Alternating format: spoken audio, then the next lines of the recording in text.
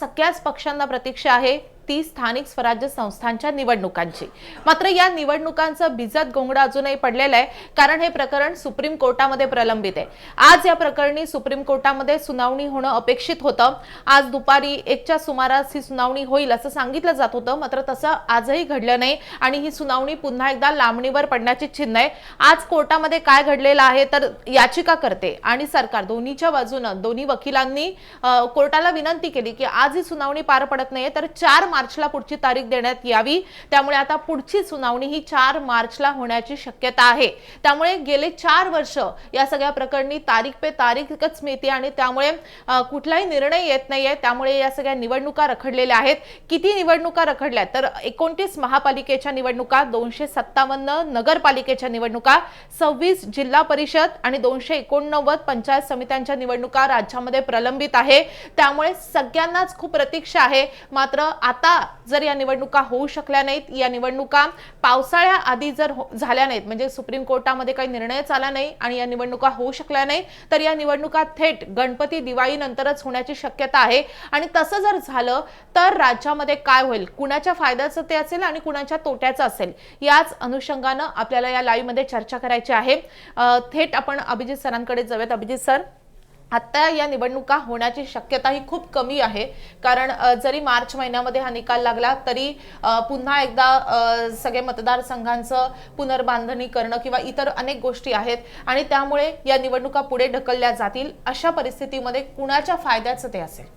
नाही, असं आहे की फायदे तोट्याचं गणित जे आहे ते मांडून ऑलरेडी झालेलं होतं, कारण की या निवडणुका काही आज पेंडिंग नाही आहेत। गेल्या 4 वर्षांपासून या सगळ्या निवडणुका ज्या आहेत त्या पेंडिंग आहेत आणि मग हा जो प्रश्न सुरू झाला तो एका याचिकेमुळे सुरू झाला। आणि आपल्याला कल्पना आहे की आपल्याकडे राज्यामध्ये जे काही 4-5 जिल्हे आहेत जिथे आदिवासी बहुल लोकसंख्या अधिक आहे तिथे ओबीसींचं आरक्षण धोक्यात आलं होतं आणि मग नंतरच्या काळामध्ये त्याबद्दलची एक याचिका कोर्टामध्ये दाखल झाली आणि कोर्टानं मग हे आरक्षण जे होतं ओबीसी आरक्षण ते 50% वरती जाऊ नये ती मर्यादा ओलांडली गेली आणि ती 50% मर्यादा ओलांडली गेल्यामुळे ते कॅन्सल केलेलं होतं। मग त्या विरोधामध्ये पुनर्विचार याचिका सुद्धा ठाकरे सरकारनं त्यावेळेला दाखल केली होती, पण त्याचा काही फायदा झाला नाही।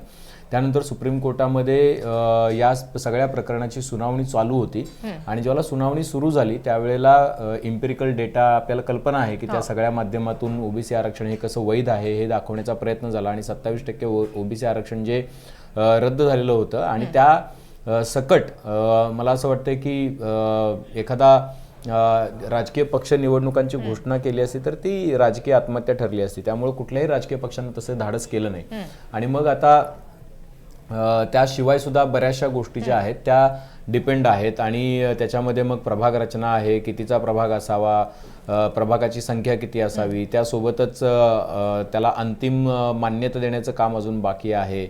त्यामुळं अशा अनेक गोष्टी आत्ता या क्षणाला बाकी आहेत आणि जोपर्यंत ओबीसी आरक्षणाची सुनावणी पूर्ण होत नाही तोपर्यंत मला असं वाटतं की या इलेक्शन्स होणं हे कठीण आहे। आता जर आपण बघितलं तर आपण आता आहोत फेब्रुवारीच्या एंडला, म्हणजे जवळपास फेब्रुवारी संपलाय असं आपण म्हटलं तरी वावगं ठरू नये आणि मग मार्च एप्रिल, जर मार्चमध्ये या सगळ्या प्रकरणाची सुनावणी जरी संपली तरी सुद्धा हे प्रकरण म्हणजे नोटिफिकेशन इलेक्शन कमिशनने काढून त्याला मंजुरी मिळून मग 25 ते 50 दिवसांचा अवधी जावा लागतो आणि या सगळ्या काळामध्ये तुम्हाला प्रभाग रचना करायच्या आहेत, हरकती सूचना मागवायच्या आहेत, त्याचा निपटारा करायचा आहे आणि मग इलेक्शन लावायचे आहेत। तर मला असं वाटतं की या इलेक्शन जून-जुलैमध्ये जातील तशा अर्थानं आणि जून-जुलैमध्ये पावसाळ्यामध्ये शेतीची कामं असतात, सरकारी यंत्रणेला इतर मान्सून पूर्व कामं आणि मान्सून मधली कामं असतात आणि पावसाळ्यामध्ये मतदान तितकंसं होत नाही आणि त्याचा सगळ्याचा जर आढावा घेतला तर या निवडणुका सप्टेंबर-ऑक्टोबरच्या आधी होण्याची कुठलीही शक्यता आत्ता या क्षणाला तरी दिसत नाहीये। म्हणजे पुढच्या दिवाळीनंतरच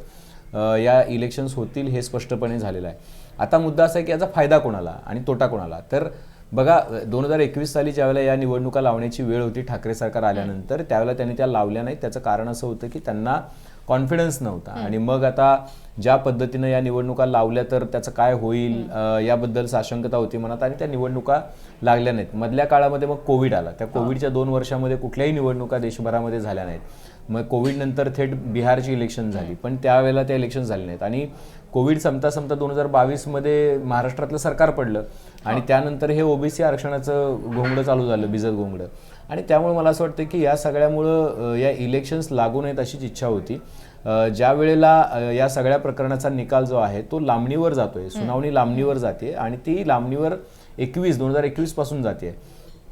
आता जर आपण बघितलं तर सुप्रीम कोर्टानं जेव्हा केव्हा त्याचा निकाल देईल त्याच्यानंतर तातडीने ही प्रक्रिया सुरू होईल. पण विरोधक आरोप करतात की त्याच्या मागे जो हात आहे तो भाजपचा आहे, भाजपला या निवडणुका नको आहेत आणि म्हणून ते सुप्रीम कोर्टामधला निकाल जो लांबणीवर पडलाय त्यामागे भाजप आहे. एका प्रकारे ते ज्युडिशरी आणि भाजपचं हँड इन ग्लोव्ज कसं आहे अशा पद्धतीचे आरोप त्यांनी याआधी सुद्धा केलेले आहेत. आता त्यावेळेला 2022 ते 24 या काळामध्ये 2 इलेक्शन्स होत्या. एक भीती होती की लोकांच्या मनामध्ये राग आहे, त्या रागाला जर वाचा फुटली आणि राज्यभरामध्ये जर आपण मिनी विधानसभा सारख्या लोकल बॉडी इलेक्शन घेतले आणि तिथं जर पराभव पत्करावा लागला तर लोकसभेला पण त्याचीच पुनरावृत्ती होईल, विधानसभेला पण त्याचीच पुनरावृत्ती होईल. त्यामुळं स्पष्टपणे या निवडणुका होणार नाहीत हे दिसत होतं आणि तशाच पद्धतीचं चित्र पण आपल्याला बघायला मिळालं. थेट निवडणुका झाल्या त्या लोकसभेच्या निवडणुका झाल्या आणि लोकसभेनंतर अवघ्या 5-6 महिन्यामध्ये महाराष्ट्रामध्ये विधानसभेच्या निवडणुका होत्या. त्यामुळे त्याच्यामध्ये कुठली निवडणूक घेण्याचं धाडस सरकार करेल असं काही वाटत नव्हतं. त्याचं कारण असं आहे की लोकसभेमधला जो पराभव होता त्या पराभवातून सावरायलाच विरोधकांना, सत्ताधाऱ्यांना वेळ लागला आणि मग ते विधानसभेच्याच कामाला थेटपणे लागले. आता विधानसभेनंतरची जी परिस्थिती क्रिएट झालेली आहे माधवी, तर ती अशी झालेली आहे की विरोधक जवळपास 50च्या आतमध्ये आटोपलेले आहेत आणि लोकसभेला त्यांचं बळ जास्त होतं. पण विरोधक आता तशा अर्थी राहिलेलेच नाहीत. मग आता भाजप समोरचा प्रमुख जो काही सर्वात मोठा पक्ष आहे महाराष्ट्रातला, ज्याचे 132 आमदार आहेत, 5 अपक्षांचा पाठिंबा, 137 आमदारांचा पक्ष आपण धरून चालू, तर यांचा सगळ्यात मोठी ताकद किंवा यांचा सगळ्यात मोठा शत्रू कोण, तर यांचा सगळ्यात मोठा शत्रू हा सरकारमधले त्यांचा मित्रपक्षच आहे. उदाहरणार्थ शिवसेनेचे 7 खासदार आहेत, त्याच्यानंतर 57 आमदार आहेत, त्यांची ताकद अधिक आहे. त्यांची मुंबई असेल, ठाणे असेल, कल्याण डोंबिवली असेल, मीरा भाईंदर असेल, नवी मुंबई असेल, या सगळ्या पट्ट्यामध्ये त्यांची ताकद आहे आणि ही ताकद वाढवण्यासाठी ते सातत्यानं प्रयत्न सुद्धा करतायत. त्यामुळे मला असं वाटतं की जर आता थांबवायचंय कोणाला, जर भाजपची रेघ मोठी करायची असेल तर आता या क्षणाला विरोधकांना थांबवण्याऐवजी त्यांना मित्रालाच थांबवण्याची गरज जास्त अधिक वाटते असं दिसतंय. आणि त्यामुळेच आपण बघतोय की सातत्यानं सरकारमधल्या ज्या कुरबुरी त्या 2 पक्षांमध्ये समोर येत आहेत. मुख्यमंत्री आणि उपमुख्यमंत्र्यांमध्ये बऱ्याचशा निर्णयांवरून काय एकमत होताना दिसत नाहीये किंवा जुन्या मुख्यमंत्र्यांच्या काळातल्या अनेक प्रकल्पांना एकतर स्थगिती मिळते किंवा त्याची चौकशी लावली जाते. तर या सगळ्या गोष्टी जर आपण बघितल्या तर मला असं वाटतं की या सगळ्या निर्णयाचा फायदा कोण घेणार आहे, तर या सगळ्या निर्णयाचा फायदा निश्चितपणे भाजप घेणार आहे. भाजप मधल्या काळामध्ये आपल्या विरोधकांना जेरीस आणण्याचा प्रयत्न करेल. भाजप आपल्या सोबत जे लोक नाही आहेत किंवा जे आपली माय वे और हायवे अशी परिस्थिती असते, त्यामुळे भाजपच्या समोर जर कोणी जर आपला रस्ता निवडायचा प्रयत्न केला तर त्याला सुद्धा अटकाव करण्यासाठी भाजप त्याचा प्रयत्न करेल. आणि जिल्ह्यामध्ये ज्या पद्धतीनं त्यांनी एकूण रचना केलेली आहे तर ती रचना पाहता मला असं वाटतं की भाजप याचा प्रमुखपणे फायदा उचलण्याचा प्रयत्न करेल. आता दुसऱ्या बाजूला विरोधक आहेत, म्हणजे अजितदादांचा पक्ष आहे, शिंदेंचा पक्ष आहे आणि भाजप आहे, तर भाजप त्याचा फायदा उचलण्याचा प्रयत्न करेल. त्याच वेळेला राष्ट्रवादीची वोट बँक जी आहे ती वेगळी वोट बँक आहे, त्यांची सेक्युलर वोट बँक आहे. त्यांची पुण्यामध्ये सत्ता होती, पिंपरी चिंचवडमध्ये सत्ता होती, पण ती सत्ता जी आहे ती भाजप आल्यानंतर खालसा झालेली आहे. त्यामुळं राष्ट्रवादी अजित पवार यांचा पक्ष जो आहे तो भाजपसोबत मिळतं जुळतं घेऊन आपल्या पदरात जे काही पडेल ते पाडून घेण्याच्या मनस्थितीत दिसतो आहे. तो कुठल्याही पद्धतीच्या संघर्षाच्या पवित्र्यात दिसत नाहीये. पण शिवसेना एकनाथ शिंदे यांचा पक्ष संघर्षाच्या पवित्र्यात दिसतो आहे आणि तो मुंबईत असेल, ठाण्यात असेल, त्यांचा संघर्ष सातत्यानं कळतो आहे आणि तो रस्त्यावर सुद्धा दिसतोय. त्यामुळे मला असं वाटतं की येत्या काळामध्ये अजितदादा यांच्या पक्षाला काही फार मोठं काय पदरात काही पडेल असं काही दिसत नाही, पण त्यांच्या पक्षाची तयारी पण संघर्ष करण्याची नाही हे पण स्पष्ट आहे. बरं, महापालिकांमध्ये त्यांचा पक्षच नाही, मुंबईमध्ये त्यांच्या पक्षाची फार नगण्य ताकद आहे, पुण्यामध्ये ताकद होती पण ती आता क्षीण होती आहे, किंवा ठाण्यामध्ये त्यांची ताकद नाहीये, कल्याण डोंबिवलीमध्ये ताकद होती एकेकाळी पण ती क्षीण होते आहे. तर आता याच्यानंतर त्यांचं लक्ष जे असणार आहे ते झेडपींवरती असणार आहे, पंचायत समित्यांवरती असणार आहे, कारण तिथं त्यांची ताकद अधिक आहे.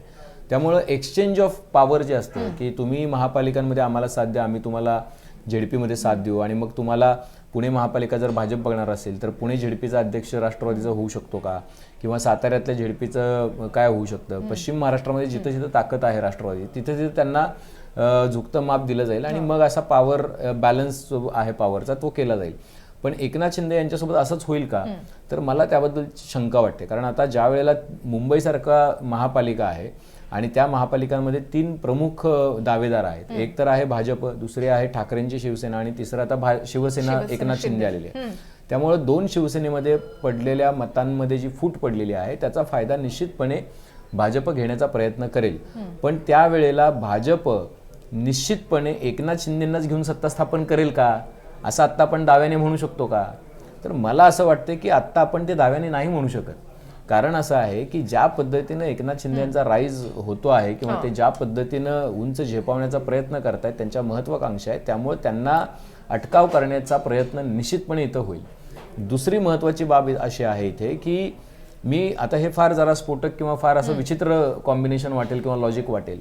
मग याचा अर्थ असा आहे का की ठाकरे आणि भाजप मिळून सत्ता करू शकतं, नाकारता येत नाही.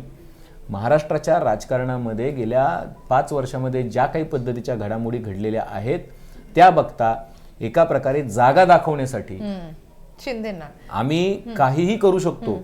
शिंदेचे 7 खासदार आहेत, त्यांना ताकद हवी आहे केंद्रामध्ये. जर केंद्रामध्ये ठाकरेंचे 9 खासदार जर त्यांना गरज लागेल त्याला पाठिंबा द्यायची जर त्यांची तयारी असेल आणि त्या बदल्यात जर BMC मिळणार असेल तर का नाही होणार? हे पॉवर एक्सचेंज आहे. इथं कुठल्याही भावभावनांना फार किंमत आहे असं नाही. आपण बघितलेलं आहे की निष्ठा किंवा तत्व, प्रिन्सिपल्स या सगळ्या गोष्टी ज्या आहेत त्या गुंडाळून ठेवलेल्या आहेत नेत्यांनी. त्यामुळे जर पॉवर बॅलन्सच करायचा असेल तर मला असं वाटतं की हे सुद्धा कॉम्बिनेशन नाकारता येत नाही. आणि मग अशा वेळेला आपण बघितलेलं आहे की राज्यामध्ये म्हणजे राष्ट्रवादी आणि काँग्रेस या 2 काय पक्षांची सत्ता असायची.